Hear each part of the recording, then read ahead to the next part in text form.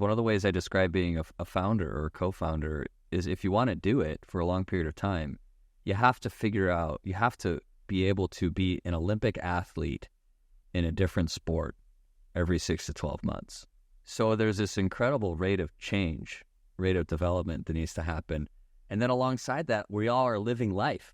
And sometimes life is great. Sometimes life is really hard. Hey, co-founders, welcome to Made It with Connor Tompkins, a podcast where we meet with badass entrepreneurs who've successfully exited their companies, discussing everything from the wins and losses of entrepreneurship to the next steps after the exit. To not miss out on these exciting stories, be sure to subscribe wherever you get podcasts. Let's dive in. Hey everyone, this is the Made It podcast. We interview inventors, creators, and entrepreneurs that are shaping the world that we live in. And I'm excited to interview Luke. Luke Bonney is a founder of Redox. He raised $95 million in creating a software that helps plug into existing healthcare systems. So EHR integration, essentially.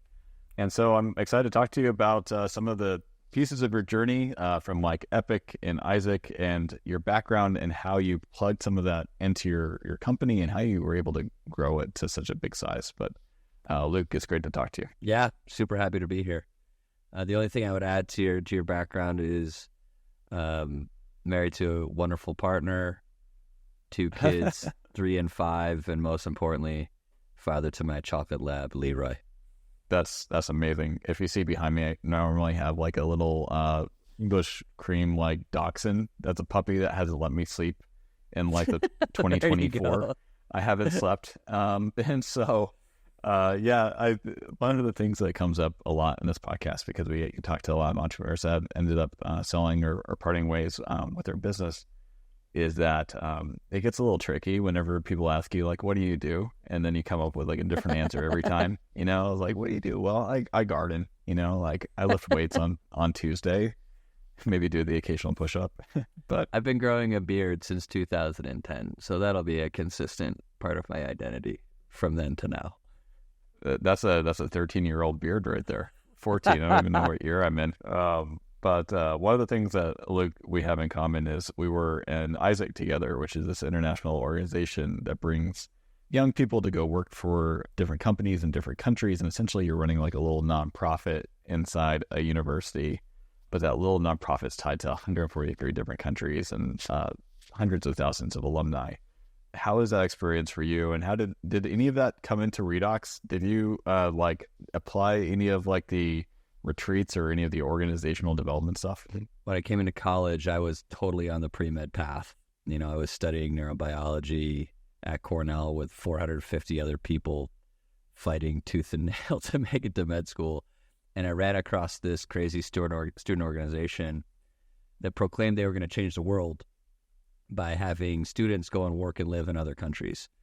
And it was the first time my eyes kind of opened up to this whole idea of building and creating and being an entrepreneur. So I joined it, ended up running the chapter at Cornell, and learned an incredible amount. I think real leadership, one of the ways you can define real leadership is, can you lead people who don't have a financial incentive to work with you? So leading volunteers. Yes. It forces you to lead and deeply understand how to connect to people. So I think I took a ton from that. I think the big thing I took from ISEC is the power of a big, bold purpose that can truly move people, especially when you make it super tangible. And that was definitely something that I brought to Redox, was, you know, proclaiming that we felt we could really change healthcare and make the world better for every patient and every provider. And here's how we're going to do that. Do you want to be a part of this?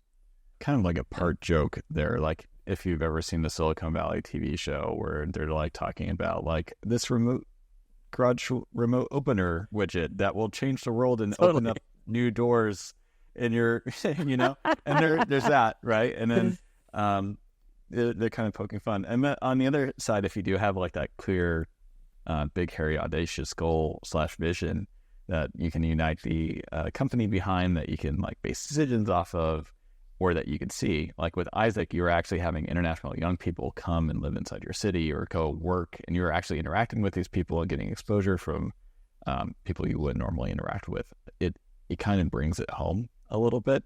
The part that Isaac really, really got me was it was founded in the late 1940s as a response to World War II, where students were like, what's a solution that could prevent World War III? And the basic idea was if we have enough people live and work in other countries, we could meaningfully prevent, we could have a society where there's enough understanding and connectivity to prevent the next world war. And that was where I was like, oh shit, like you could go for something like that and come up with a solution. It could mean something. So like for me, you have to believe it. It has to be authentic. Anything that you don't believe or isn't authentic is the exact same thing as the remote opening doors. I do think that I took some of the leadership principles and some elements of like, how do you create a company or organization that's worth working for, even if you weren't paying them, and applied it to some of the businesses that I wanted to run. So like retreats, philanthropy, engagement activities happening every single week, professional development stuff happening, social activities, how we design the workspace, right? And so I think there is a little bit of play there where you're like, they could work for any company. Why would they work for mine? Totally. Beyond pay. So I think that had a little bit of a role. Epic is in Wisconsin, and you also worked there. I heard their office space is kind of crazy and / nuts in like the best way possible. I think the actual designers of their campus, I don't know if this is still the case, but when they first designed it, they had two firms work together. One was the firm that designed Microsoft's campus outside of Seattle, and the other firm was the one that designed Disney's campus. And that's very tangibly what you experience when you show up. Their thesis is hire incredibly smart people with any sort of background from anywhere across the country, move them to Madison, Wisconsin, train them. And, you know, they've built a multi-billion-dollar company. Their talent strategy is kind of unmatched, and the campus is as much for them as it is for customers. This is a health tech company, right? Like this is a company that's focusing on like, this is not Disneyland. This is not a tourist destination for people to go to. It's a place for people to work. You guys were remote first, right? So you guys had people everywhere. When we started Redox, we kind of went the opposite way from Epic. There's tons of stuff because me and the two other co-founders, that's where we met each other. That's where we learned about healthcare IT, kind of the world of technology and healthcare. And there were some things we took from how that company was run, and there was other things that we didn't. And one of those was just the idea of attempting to convince people to all live in the same place. We just saw the world headed in a different direction. So from the very beginning, the way I would describe it is kind of the ethos was of Madison, but we, you know, the three founders, we were in Madison, and our first three employees, one was in LA, one was in Fort Collins, and the other was in State College, Pennsylvania. So from the very, very beginning, we decided to build a distributed company. That's pretty cool. Did you guys ever have a physical site, or was it 100% like virtual? Early on, we did quarterly, what we call team weeks, where we'd bring everybody together. As the company got bigger and bigger, they went from quarterly to every half year. Now we have that like once a year, and then at the off half of the year, there's team retreats. But the way I think about it is operating virtually, operating in a distributed way is super efficient and awesome, and it extends a lot of trust to the employees. What's hard to do remotely is build relationships. So that's really the focus when we brought people together was how do we build relationships as quickly as possible and then put them in place so they can be utilized when it's time to get work done for the rest of the year. Probably half our people remote, and we also did the retreat kind of process, right? And we had different breakouts in different countries and different locations. How did you orchestrate that? We would, I mean, even now when we do it, we think once a year everybody needs to be at one spot. And the way we're starting to balance that is the team-based retreats, they get to pick wherever they want to go. But where healthcare data gets tricky, there's, HIPAA and other regulations. They really don't want healthcare. Well, it's mandated that the certain types of healthcare data don't leave the U.S.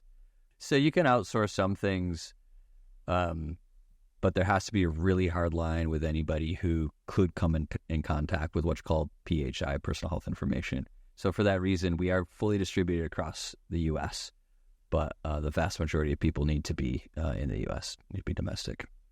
That makes sense. You recently went through that transition of stepping down and transitioning to another CEO. How has that experience been? It is without a doubt one of the most intense and difficult decisions of my life, in all honesty. Plenty of sleepless nights kind of thinking through it. For me, I really thought about it in two ways. The first was, what's the right thing for the company? And then the second was, what's the right thing for me? And then obviously there's a Venn diagram where those things overlap in the middle.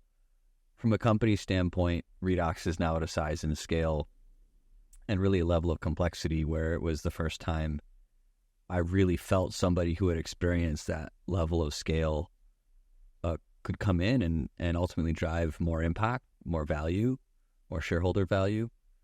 And then on the what's right for me, you heard me mention I have a 3-year-old Leona and a 5-year-old Zeke, my partner Kelsey, and I had told myself for a long time that I could be the CEO the company needed, I could be the father that Zeke and Leona needed, I could be the partner that Kelsey needed. But it just became clearer and clearer to me that I was not being honest with myself. And the framework that I use to ultimately make the decision is a well-known framework, which is like, put yourself on your deathbed, look back on your life, and ask yourself, what would you think is a better choice, to put in another 3 years of Redox or to put that time into, really being with your family? And for me, it became like crystal clear. It was just like, I think it might be the right thing for Redox, and this is definitely the right thing for me. So I came to that conclusion in the spring. I had an executive coach who was critical and, kind of being there to help me talk about it. And then I brought it to the board in the summer. And then, we decided to do a search within the board for the next CEO. And I'll say it like this. I was fully prepared to be in seat, knowing we were looking for a new CEO for a long time, like a year. And it wasn't a couple of weeks where I got a phone call from one of the board members that said, literally the best CEO I've ever worked with, whose most recent gig was taking a company of about Redox's size, 5Xing it. He's, been working at the acquirer of that company and is ready for his next thing. He just called me and he's interested in Redox. Then I got on the phone with him and I was like, wow, this guy's great. Like, I think something's got to be wrong. Were you like probing him and you're like, what sports team do you support? Or like, he really was the right guy on paper and the right guy from, we don't share 100% of values, but the deep, most important ones we do.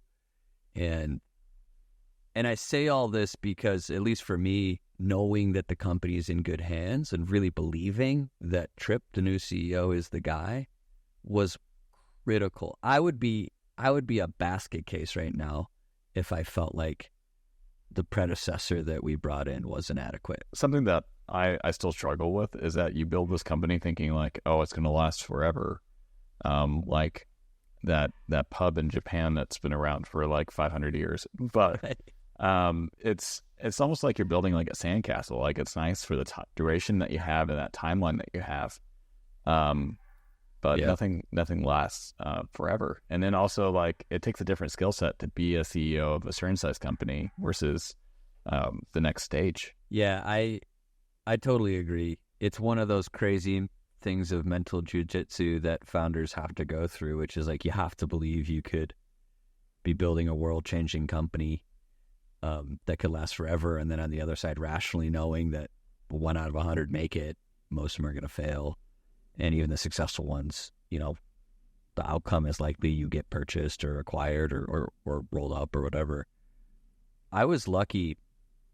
I really do consider myself lucky because one of my anxieties as a first-time co-founder CEO was this thought that, it was like one of my nightmare scenarios, which is I could be the CEO at Redox and be the last person to know I should no longer be the CEO at Redox, right? It's like the classic, the emperor's wearing no clothes. And because of that, early on, I I got to the point where I was able to kind of separate myself, my identity from the role. And I know this sounds a little conceptual, but hopefully that you know, somebody who's lived through it, it's like it's like, who am I if I am not the CEO of this company? And I consider myself lucky because I pulled those things apart earlier than going through this decision. One of the things that stood out is that you had like a transition plan and you had like an announcement and you're like, I came to this decision. I talked about it with my coach. I talked about it with my board, like that doesn't normally happen. I mean, like it's true. You can be an amazing CEO and yet you can show up to work in one day and the board will just be like, hey, we like Tom, or like, this is like we're changing direction. And you're like, or there could be it could be any number of things, right? You sell your company to a strategic or you sell your company to a financial buyer. And then you're not just adapting to, the fact that you sold your company and that some decisions might be made or that are different. But you're also adjusting to a change in your lifestyle as far as financially, and you're dealing with this change in identity at the same time inside this group that we're a part of, and they're all navigating what the next thing is or how do they adjust? And there seems to be like a few different camps. There's some people that are like, I'm retired, I'm done, and then there's some people that are like spinning up a family office or a venture studio or something like that. Hey, podcast listeners, we are currently looking for sponsors for this podcast. If you guys are looking to connect with other business owners that are scaling and growing their company, and you guys are interested in a spot on this podcast, we're looking for you. So reach out to connortomkeys.com or operatorequity.com, and we're glad to help set you guys up with a spot on this podcast. All right, cheers. Back to the pod. Which way do you see yourself going? That's a great question. I mean, this is currently what I'm 4 months in. I've decided that I'm taking a sabbatical, and I really don't know what's at the end of the sabbatical other than what I'm calling a life redesign. The second kind of core principle or concept that I believe in now is that life is built on chapters. And for me, at least, like, my chapter of building Redox was really scratching a different itch than I think the upcoming chapter is all about. Redox to me was kind of two big things. One was a forcing function for me to become the best version of myself. It's kind of like, hey, we talk about potential. How do you realize potential? How about you put yourself in a position to be all skin in the game? I believed in that. I believed in being part of something with real purpose that could change the world. Today, the itch I want to scratch is to be an incredible father, be an incredible husband, and to put all that into, my family and my community. So and I could try to intellectualize that. Maybe it's biology, maybe it's other parts of my life. I don't know, but I know that when I really sit and listen to myself, there's just something different at the core of what's motivating me right now. So I say that because it actually takes a lot of pressure for me off of what's next, because it's not what's next forever. It's just what's next for now.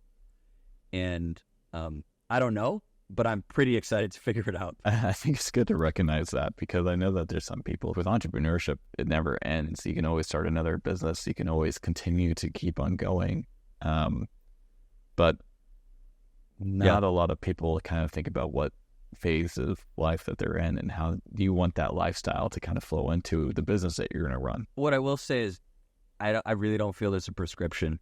I think humanity is vast and people have different paths to walk down. What I hope for everybody is that they have a chance to be really still and listen and ask themselves what is really in there, and to shut out the noise.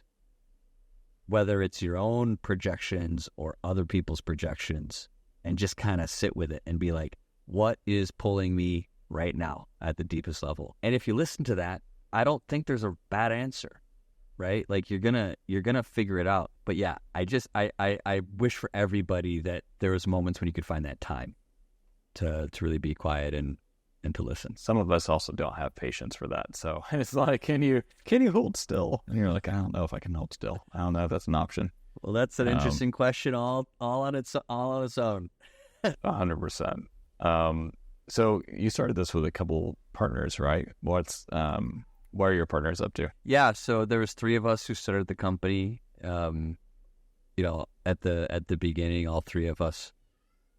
Yeah, I think it was Y Combinator who talked about the fact that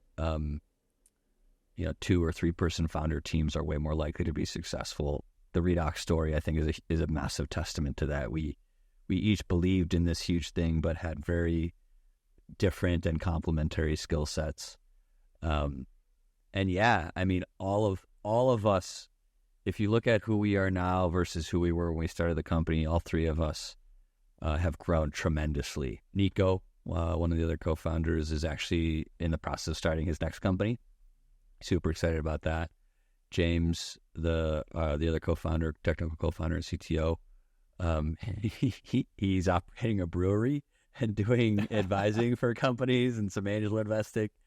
I understand why co-founder relationships are so hard, and it's because there are these kind of extreme forces, especially when you are growing and successful and you have people betting on you, whether it's be investors or employees or whatever. It's one of these things. One of the ways I describe being a founder or a co-founder is, if you want to do it for a long period of time, you have to be able to be an Olympic athlete in a different sport every 6 to 12 months. It's like what the company needs from you should be different every 6 to 12 months. So there's this incredible rate of change, rate of development that needs to happen. And then alongside that, we all are living life. And sometimes life is great. Sometimes life is really hard.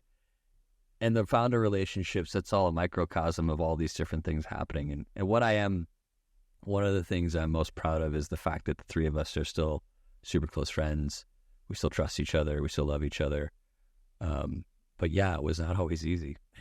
There were some tough days, for sure. Having a co-founder that you can go through all that stuff with and then see the other side is remarkable. And it's something that, like, if I think back on it, that partnership is like the unicorn. It's like, yeah, the company grew a lot, but to have someone that you trust and respect and have worked through all those different stages and come out on the other side, despite everything, like having a relationship, a normal relationship without any strain is hard,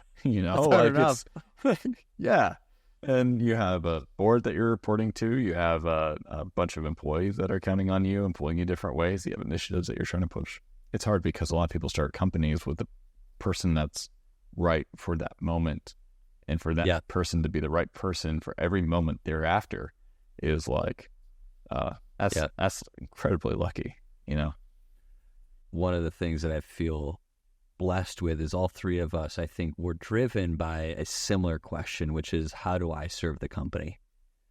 And I was the CEO for the time I was a CEO, but then obviously made the decision to no longer be the CEO. James and Nico, the other 2 co-founders, had multiple shifts in how they were leading and supporting and being part of the company. And I think that takes an incredible amount of self-awareness and an incredible amount of introspection to be able to check the ego. Because I think so many people, what you said, I think is really specific, just to call it out, which is many people tie their identity to a specific role or specific way to serve, and that can very quickly ossify. And I think that's where stuff starts to go sideways, is, are you willing to ask the question that, as a co-founder, my job is to help this company in the best way I can help this company, which might look different from day to day and from year to year.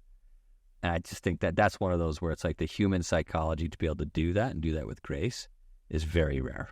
I think we hold on to it because that's our way of relating to the outside world, right?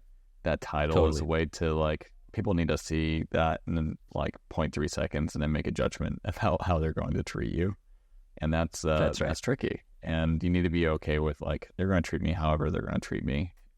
Were there some tactics that you guys used to help get some of the growth and some of the scale that you guys were able to achieve? I think that there are different playbooks for different situations. I was thinking about this question. The first kind of dimension that I cut it across is the different phases of company growth. Like, you have your startup phase, you have your product market fit phase, you have your initial scale, and then real scale.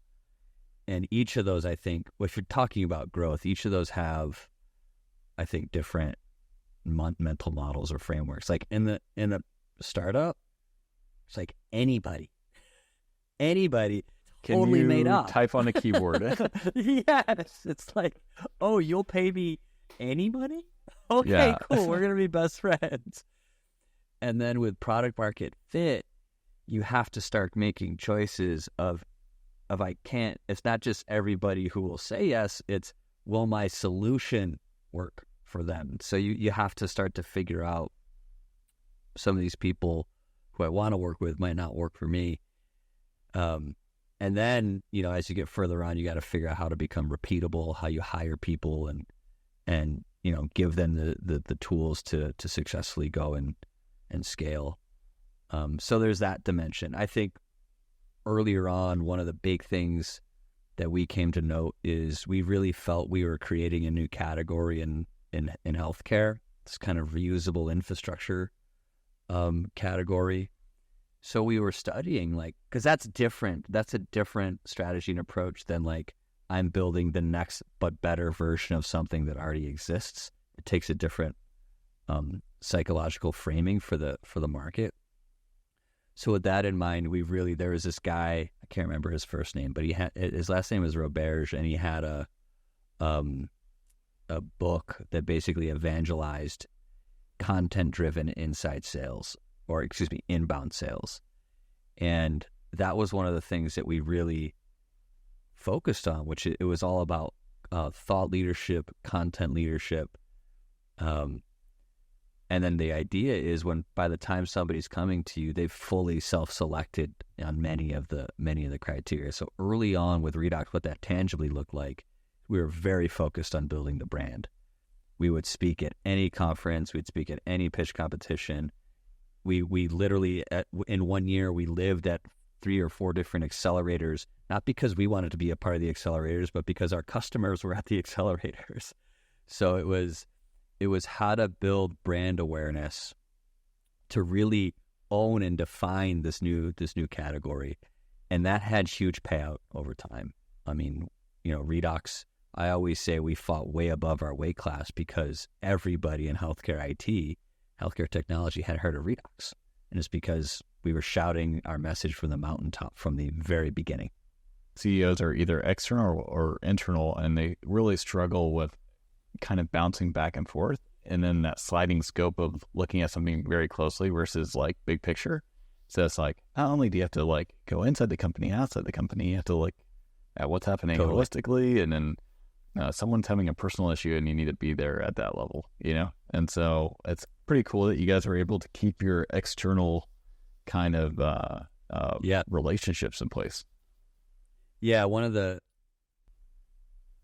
just to your point, the whole, are you operating outside the company, inside the company, this, that? I mean, those are really hard questions to answer. And the bigger the company got, I had somebody who told me one time, I think we were probably 50 to 75 employees. And he said, Luke, you have to stop working in the company and start working on the company. For me, that was my job is I need to be able to visualize the company and at any given point know what is the most important thing to be working on, whether it's the interface with the external world, whether it's products we need to launch, customers that are upset, or how we're organized. But that working in the company, I think, is something that I really struggled with, and I see so many people struggle with, which is you could work 100 hours a week just doing the shit that you see or other people are telling you need to be done within the company. And you will not be moving the company forward. You'll just be doing the litany of things that you could solve, right? So, which is crazy to think about, because it might be you're patting yourself on the back, I did it. Totally. I did a task. Congratulations. It's not going to move the needle. Guess what? Anybody could have done that task. The hardest question are what are the things only you can do? Right. And therefore try and shut all those other things down. There's only one person that's going to go out and be like, where should I be? Oh, okay. I think what got to me the most and I think the cry and shower kind of thought was kind of like the daunting task of, am I where I need to be at this moment? And am I doing the right thing? Because that question never goes away. Even when you're doing something that's really high value, you're always wondering if there's something of slightly more incremental value. There's a Peter Drucker is like the grandfather of business writing, and his opus is this book called Effective Executive, and one of his chapters is all about decision making. And one of the things he really talks about, which I tried to use all the time, which was what's the one decision you can make that would make 10 other decisions easier? And it was the whole idea of stop swatting flies, close the window. And it's exactly what you're talking about, which is that paranoia of I'm working on a smaller level problem. It's how can you zoom this up and see the bigger level problem and work on that? It's kind of hard because people might call you out and be like, why aren't you addressing this issue? And you have to say, this is important, but and sometimes you might not even be able to tell them a reason. Hey, podcast listeners. 8 years ago, I started a company called Support Ninja. It's an international hiring, training, managing, outsourcing company to help you find the best talent anywhere. If you guys are interested in hiring international talent, check out supportninja.com. Cheers. So I was listening to a podcast that you were on. It's The Bigger Narrative with Andy Raskin. And one of the things I loved, I've never seen this done on a podcast, was he gets on the phone with his mom and he tries to describe what Redox does. It's the most clever way I've ever heard of introducing Andy this idea of Raskin API. He's so brilliant. He's the best. I love Andy Raskin. And so I kind of have to ask you if you were to break down what Redox does for Andy Raskin's mom. For Andy Raskin's mom. And for our moms. How would you break it down? For moms of from anywhere, the way I describe it is we're healthcare data plumbers. We build pipes to pump healthcare data from one place to another, and along the way make sure it's clean and potable. That's a good way to put it. Did your parents have a little bit of a hard time with kind of understanding what you were up to? I mean, I don't think they ever really got it from a super technical standpoint. I would say things like we're integrated with 5,000 hospitals and tens of thousands of clinics. They'd be like, holy shit. But I didn't.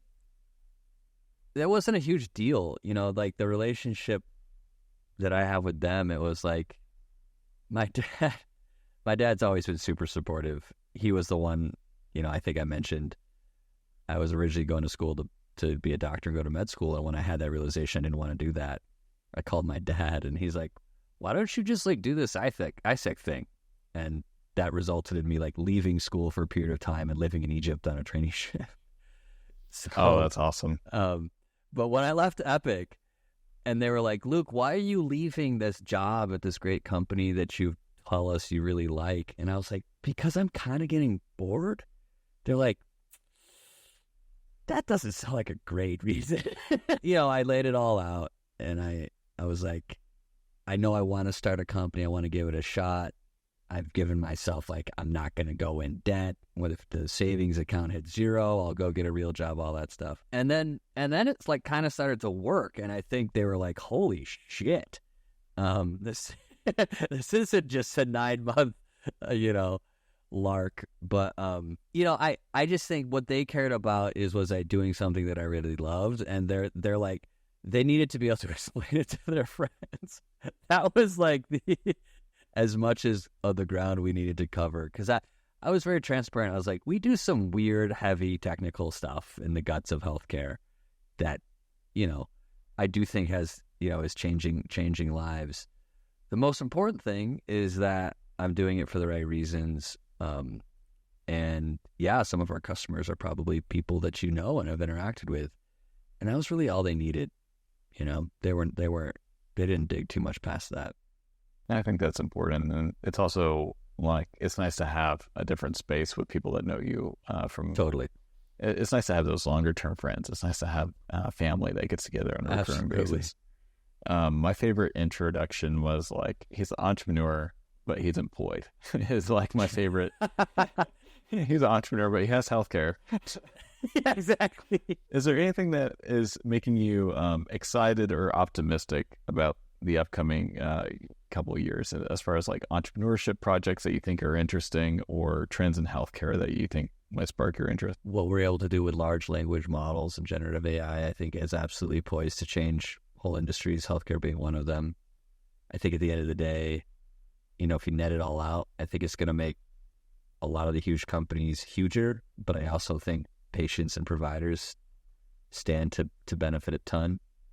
Healthcare is just like classic in terms of where I think AI can have really, really big, really, really meaningful impact. So I'm excited about that. I was just having a conversation earlier today with somebody who further solidified some of my thinking that so when we started Redox, one of the big things was the cloud, you know, and being able to take advantage of that from an infrastructure standpoint and all, you know, democratizing access, pulling down barriers for starting businesses. I think in the next couple of years, the ability to start a business and get to revenue very quickly will be unlike anything we've ever seen.